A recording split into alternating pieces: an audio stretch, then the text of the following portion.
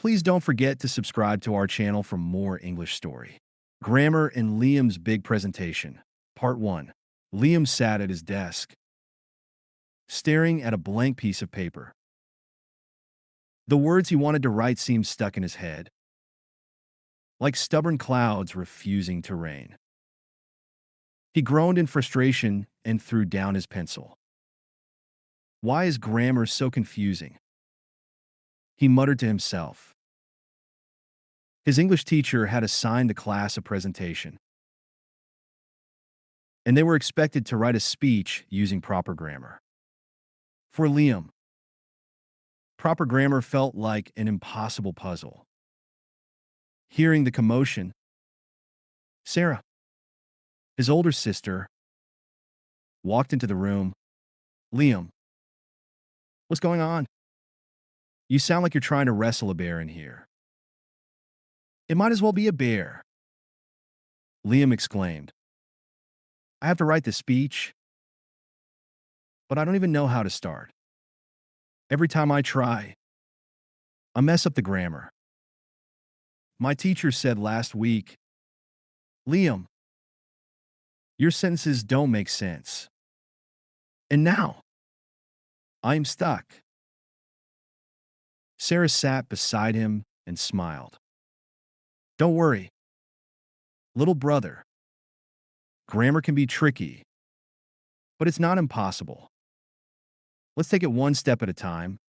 Okay, we'll make it fun. Fun? Grammar?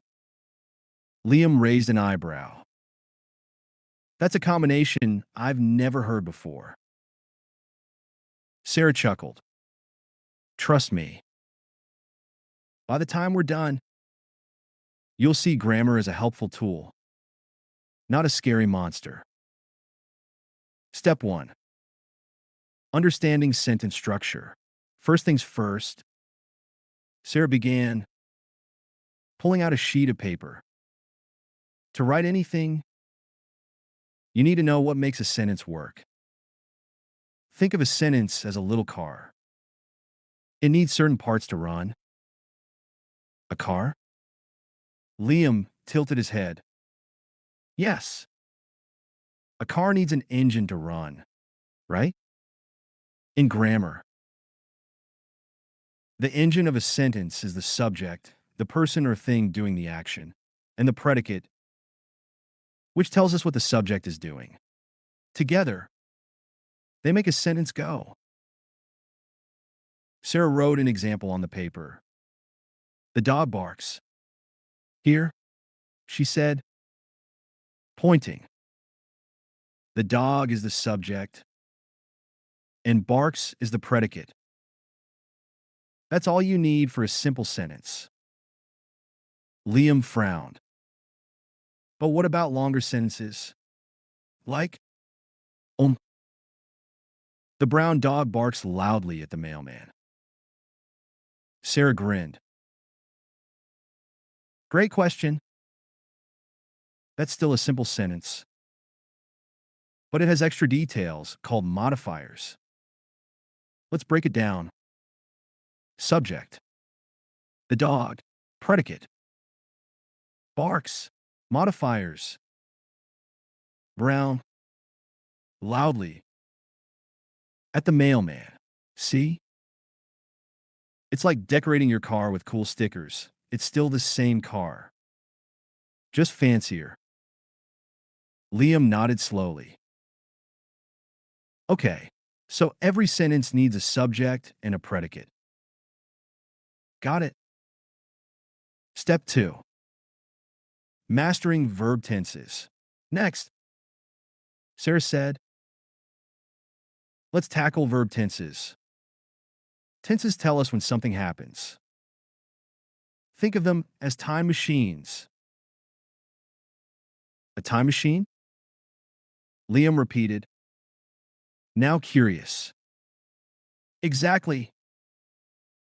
Verbs can take us to the past, present, or future. Let me show you. Sarah wrote 3 sentences on the paper. 1. I play soccer.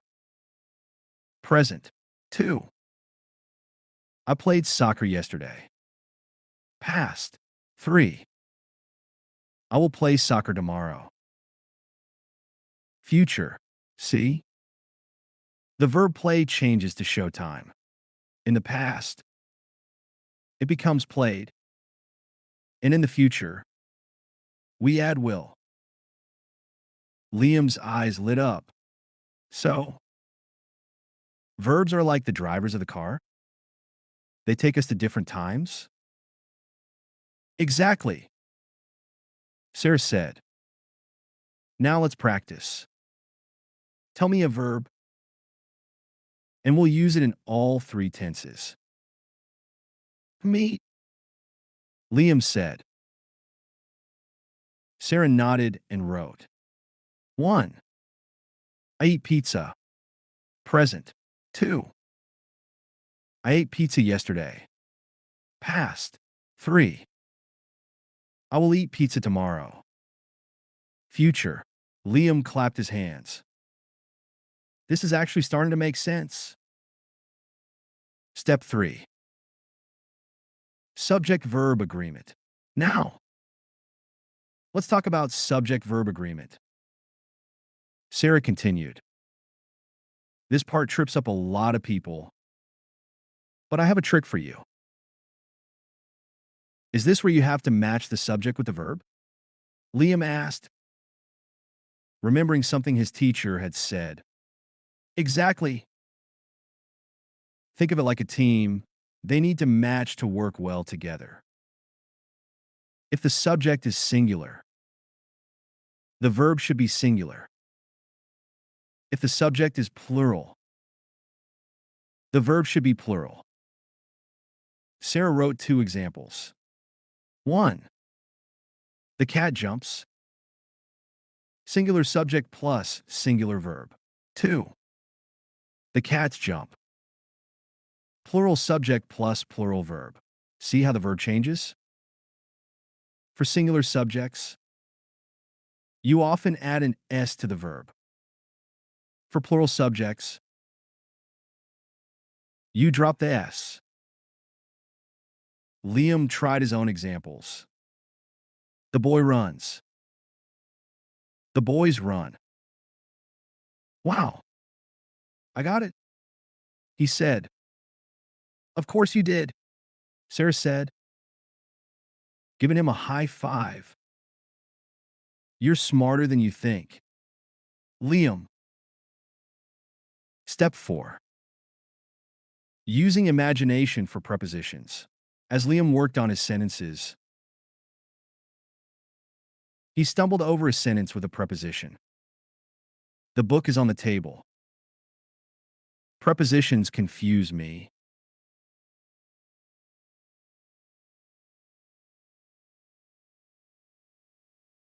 Liam admitted. They're like little words that don't make sense.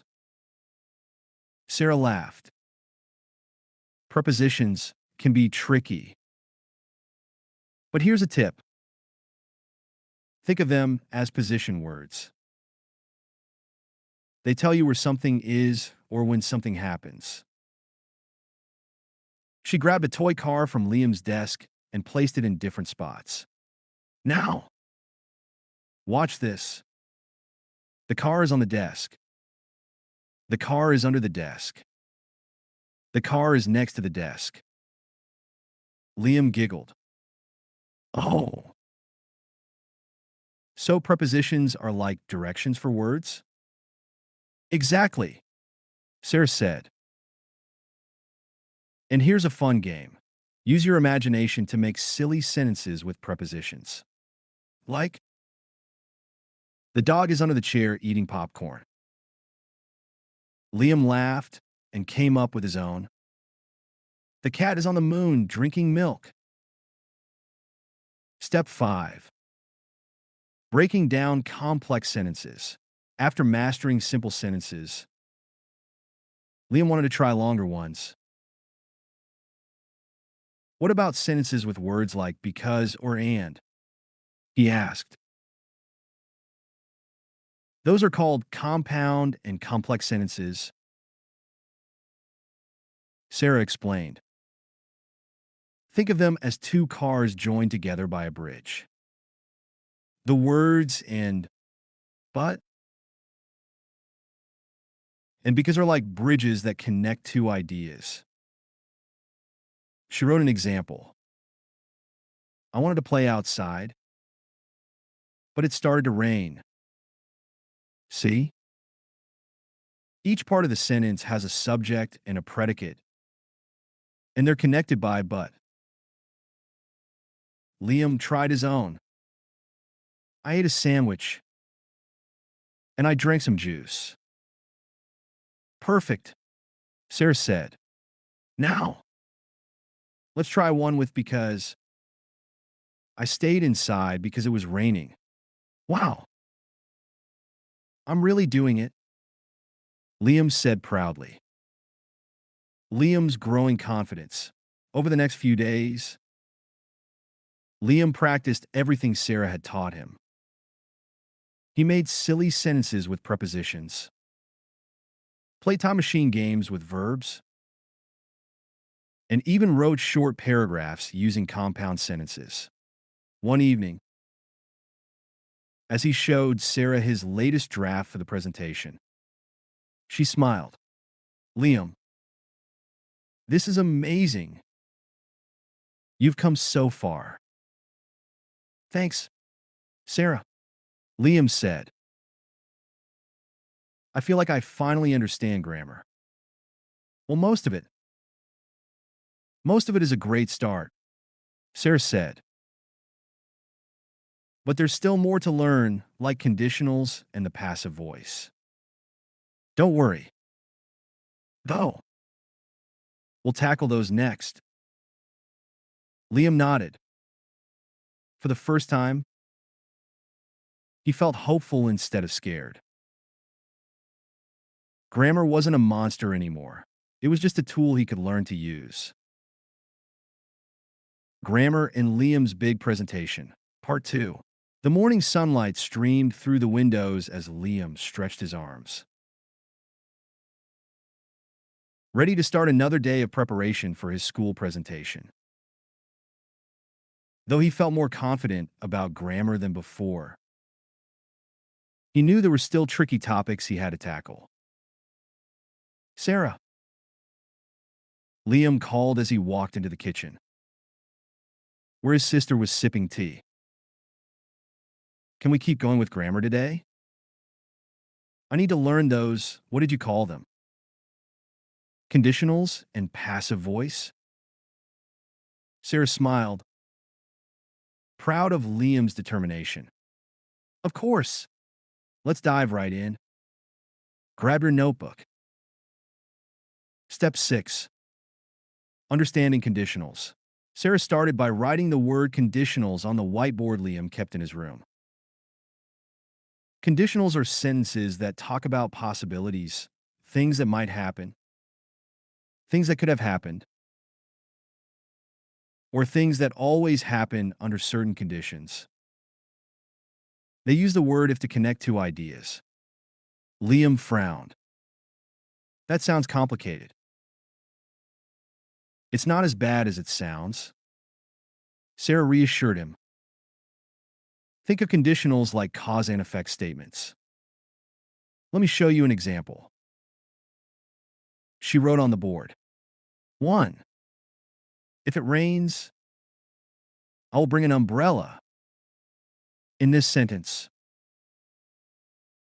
the first part, if it rains, is the condition. The second part, I will bring an umbrella, is the result. Does that make sense? Liam nodded. So, it's like saying, if this happens, then that will happen. Exactly, Sarah said. There are 4 types of conditionals, but let's start with the basics. She continued writing examples. 1. Zero conditional facts. If water freezes, it turns to ice. 2. First conditional, real possibilities. If I study, I will pass the test. 3. Second conditional, imaginary situations. If I had wings, I would fly. 4. Third conditional, past regrets or what ifs. If I had studied, I would have passed. Liam read the examples carefully, then said, okay, so the zero conditional is like science, things that are always true. The first is about real life stuff. The second is like dreaming. And the third is for things that already happened but can't change. You nailed it, Sarah said. Now, try writing one for each type. Liam thought for a moment and then wrote 1. Zero conditional. If you heat water, it boils. 2. First conditional. If I wake up early, I will eat breakfast. 3. Second conditional. If I were rich, I would buy a spaceship. 4.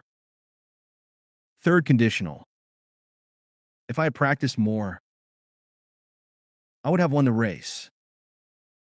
Sarah clapped her hands. Perfect. See? Conditionals aren't so scary after all. Step 7. Cracking the passive voice. Next, Sarah turned to another challenging topic. The passive voice. Do you know the difference between active and passive voice? She asked. Liam shook his head. Not really. What's the difference? Let me explain, Sarah said. In the active voice, the subject of the sentence does the action. In the passive voice, the subject receives the action. Here's an example. She wrote on the board. Active voice. The cat chased the mouse. Passive voice. The mouse was chased by the cat. See how the focus shifts? In the active voice, the cat is doing the action. In the passive voice,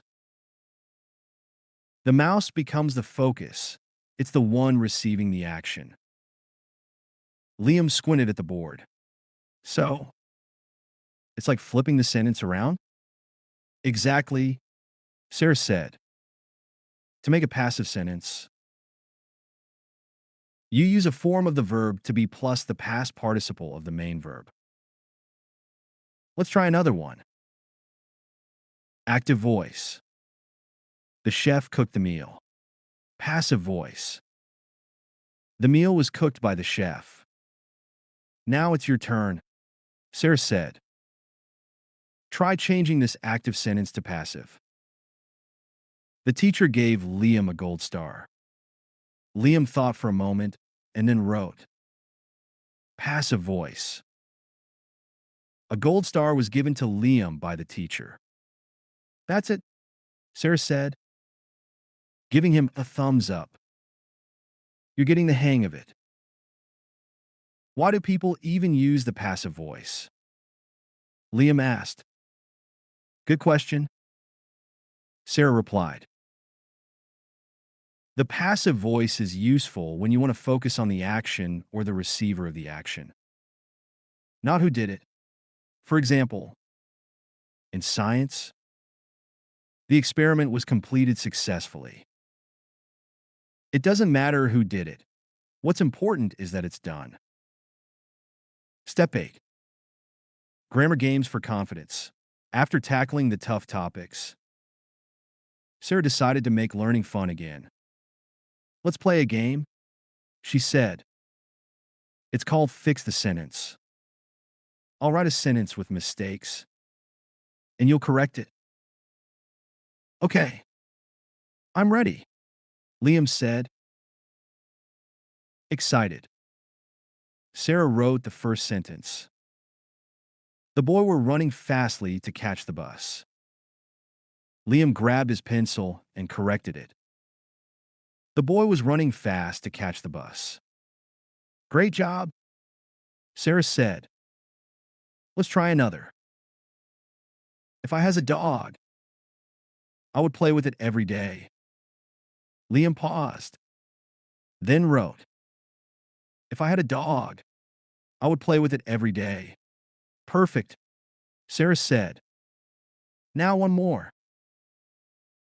The books is on the table. Liam quickly corrected it. The books are on the table. This is fun, Liam said. It's like solving little puzzles. Step 9. Preparing for the presentation. With just 2 days left before his presentation, Liam started practicing his speech out loud. Sarah listened carefully, jotting down notes. You're doing great, she said after he finished. But remember to check your subject-verb agreement. In one sentence, you said, the crowd were cheering. It should be the crowd was cheering, because crowd is singular. Liam nodded and repeated the sentence correctly. Also, watch your conditionals, Sarah added. You said, if I will practice more, I will do better. But in first conditionals, we use the present tense in the if clause. So it should be if I practice more, I will do better. Liam made the changes and practiced again. This time, his sentences flowed smoothly, and his confidence grew. The big day, finally. The day of the presentation arrived. Liam stood in front of his class, his palms sweaty but his heart determined. He began his speech, carefully using all the grammar rules he had learned. He used conditionals to share his dreams, passive voice to describe experiments he had read about, and prepositions to add vivid details. When he finished, his classmates clapped, and his teacher smiled. Excellent work, Liam. Your grammar has improved so much. As Liam sat down, he felt a wave of pride. He had worked hard, and it had paid off. A lesson beyond grammar. That evening, Liam thanked Sarah for all her help. I couldn't have done it without you, he said. You did the hard work, Sarah replied. I just showed you the tools. Remember, learning grammar is like building a house. You need a strong foundation, but you'll keep adding to it as you grow. Liam smiled. Does this mean I'm ready for anything now? Sarah laughed. Not everything, but you're definitely ready for more. Grammar is a journey. Liam, keep practicing, and you'll only get better. And with that, Liam realized that grammar wasn't just about rules. It was about expressing himself and connecting with others. It was a journey he was now excited to continue. This story concludes Liam's journey in a way that highlights his growth and determination while keeping the narrative simple and relatable. However, if you like, we can expand on a few elements to make it even more engaging or practical for readers. 1. Additional grammar tips. We could add more grammar rules Liam learns, such as using adjectives, adverbs, or common preposition errors, to provide further value for readers. 2. Classmate interaction. We could include moments where Liam helps his classmates with their grammar, showing how teaching others reinforces his own learning. 3. Imaginative grammar analogies. Sarah could introduce more creative analogies or stories. G. Imagining verbs as superheroes or prepositions as directions on a map to make grammar concepts stick. 4. Post-presentation reflection. We could show Liam sharing his experience with his parents or writing in a journal about how he overcame his fears and learned so much in the process. 5. A next step. Ending the story with Liam setting a new goal, like entering a writing competition or helping his younger siblings with their English. Could show his continued journey.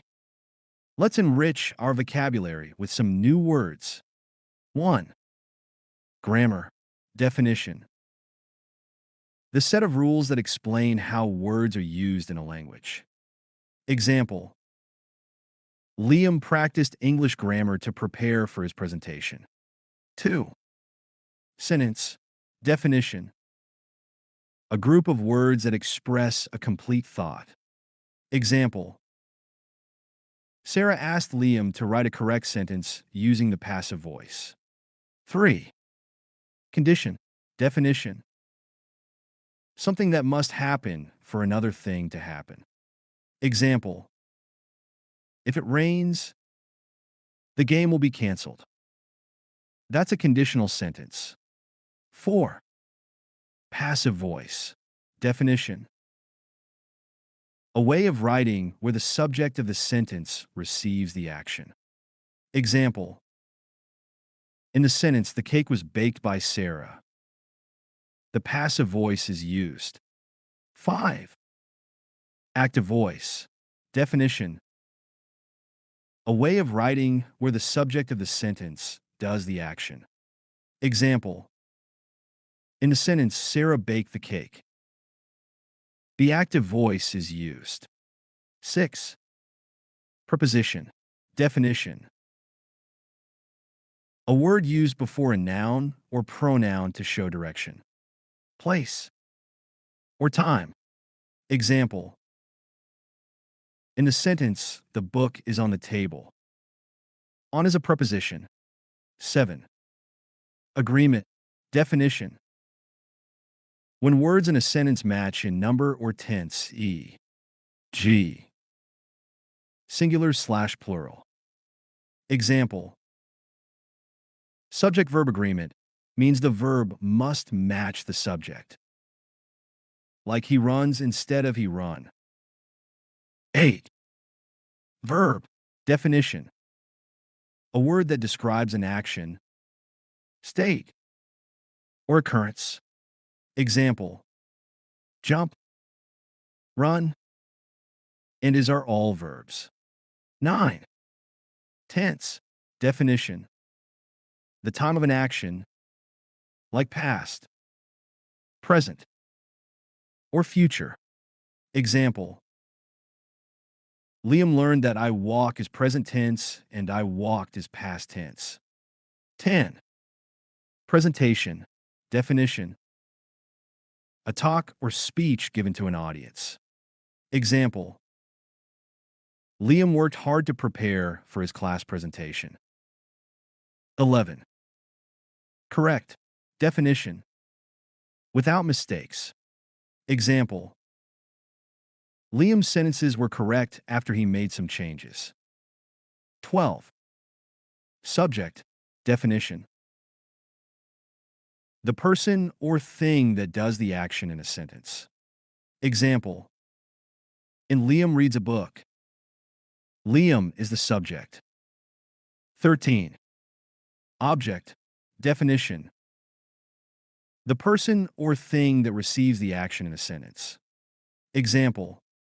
In Liam reads a book. A book is the object. 14. Regret. Definition. A feeling of sadness about something that has happened or was not done. Example. Liam learned to use the third conditional to express regret. Like if I had studied, I would have passed. 15.